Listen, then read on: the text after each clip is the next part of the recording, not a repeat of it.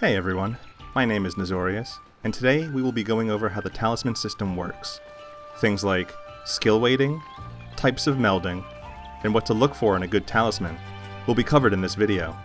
I'll also be doing a live commentary style talisman opening at the end to give you all an idea of what constitutes a good or bad talisman. Let's begin. Skill weighting.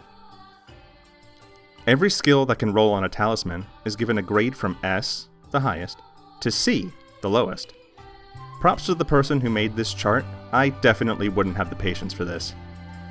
I'll put a link to this chart in the description if you want to check out what grade the skill that you're looking for is. This chart also has the maximum possible level a skill can have on a talisman, so you can see if there's room for improvement on yours. For skills graded A and S, it is not possible to get the talisman with more than one decoration slot of level 2 or 3. This means that for a skill like Attack Boost, an A grade skill, the maximum slots you can get is a level 3, a level 1, and a level 1. This grade also determines which melding you can get the skill in. If the skill you were looking for is S grade, you can only get it through Wisp of Mystery or Rebirth. This is also generally the case for an A grade skill. However, there are some that can show up in Moonbow Melding, just not at a high level. Types of melding. In high rank, you will generally be using 3 melding options. But which one should you use most often? Wisp of Mystery and Rebirth are completely random. However, the best possible talismans only come from here. This is because higher grade skills can only reach their maximum level through these 2 melding types. Wisp is the one most people use because it only needs generic meldable items, while Rebirth takes 20 talismans to fill up a single batch. Rebirth does have a slightly higher chance of getting you something good, but it's only by a little. What about Moonbow Melding? Well, if you only need 1 to 2 levels in a skill, or if you're just starting your talisman grind, Moonbow actually has a better chance of giving you something good. There are certain A-grade skill and slot combinations that are easier to find in Moonbow, i.e. Weakness Exploit 1 with 1 level 2 slot.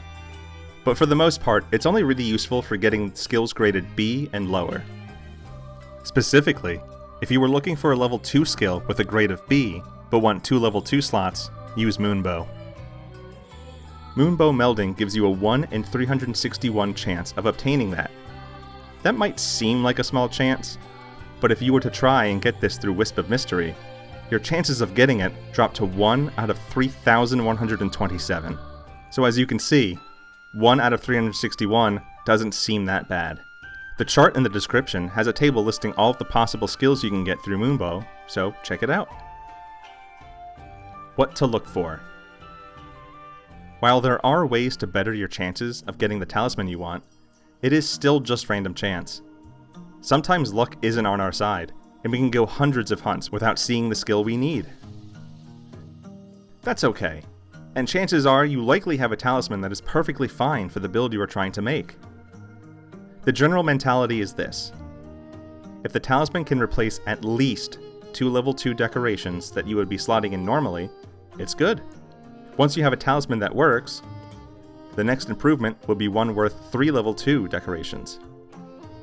4 level 2 decorations and up on a talisman is commonly referred to as a God Charm.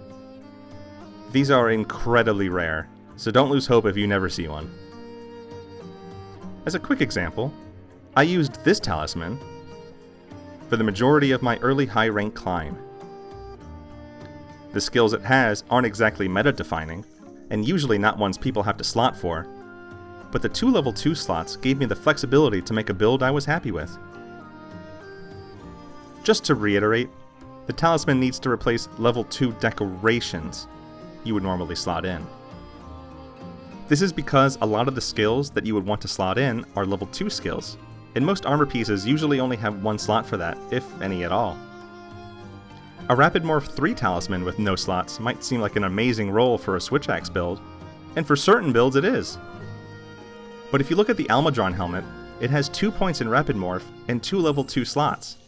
This armor piece is essentially a Rapid Morph 2 talisman with 2 level 2 slots, which gives you the equivalent of 4 skills, versus the Rapid Morph 3 one, which only gives you 3. Unfortunately, This means that the Rapid Morph 3 Talisman usually offers less flexibility than just using the armor piece. If instead it was a Rapid Morph 1 Talisman with 2 level 2 slots, that would surprisingly be much better. You would get the 2 slots from the Elmendron Helm, the 2 slots from the Talisman, and have Rapid Morph maxed out. This is much easier to build around, and a lot of meta builds I see online have something similar to this.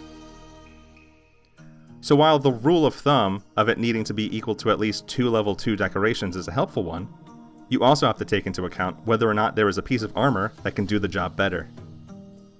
That's more or less it without going over every single skill and slot combination. In lieu of that, I will be opening a small amount of talismans with live commentary. I'll be going over if each one is good or not, and why. Hopefully these extra examples will give you a better insight as to what to look for.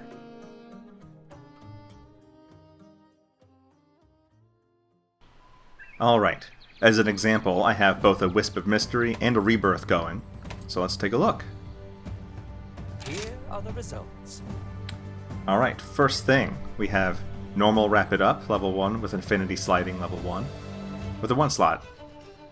So this isn't super good. Normal Rapid Up is a pretty difficult skill to... Well, I wouldn't say difficult, but it's harder to get into your build than others. Affinity Sliding is one that I don't see many people trying to slot for. And the level 1 decoration slot doesn't really give you a lot of room to, to flesh it out or to put it into a variety of builds. So, all in all, I would say this one is kind of not super great. Earplugs 1 and Blight Resistance 1 with a 2 slot and a 1 slot.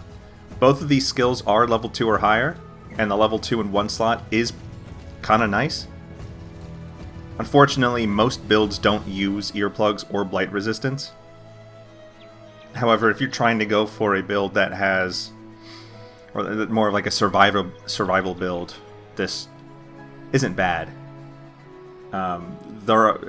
It could be better though. Guard 1 with no slots. I mean, I don't think I need to explain too much why this isn't super great, but it's only one skill with 0 room for customizability. Geologist 1, Earplugs 1, no slots. Again, 2 skills, no slots. Can't really do much with this, unfortunately. So I would say this is not a good one. Master Miner Geologist 2 with a 1 slot. This could be okay for a gathering build, just because of the Geologist 2, but with the lack of a level 2 slot, you're kind of limiting your options. Power Prolonger 1 with a 1 slot. There are armor pieces that have more slots on them with Power Prolonger, so this is kind of outclassed by them. Defense Boost 2, Master Mounter 1. Again, these aren't skills that are highly sought after, and if you need them, they're usually pretty easy to slot in. And then finally, Counter-Strike 1 with a Razor Sharp 1, a 2 slot and a 1 slot. So this is actually fairly decent for a starting talisman. You can roll higher on both of those skills. However, having both of those skills in a 2 and a 1 slot, you do have some flexibility when it comes to builds. If you wanted to make a Counter-Strike or build that uses Razor Sharp, for instance, this could help bridge that gap until you have a better talisman. So, not the best pulls, but as you can see, this should hopefully give you a slight idea of what you should be looking for. Skills that work together, like Counter-Strike and Razor Sharp don't necessarily work together, but they're both equally good, kind of on their own, So hopefully this helps. I know it wasn't a lot of talismans, but I didn't want to make this a long segment, so. And now back to the scripted portion of the video. Talismans are an integral part of this game, but it is a little difficult understanding what to look for. It doesn't help that it's a little tricky to explain well, or at least for me. But I hope those watching will come away feeling more confident about the whole process. Thanks for taking the time to watch my video. Stay safe, and I'll see you next time.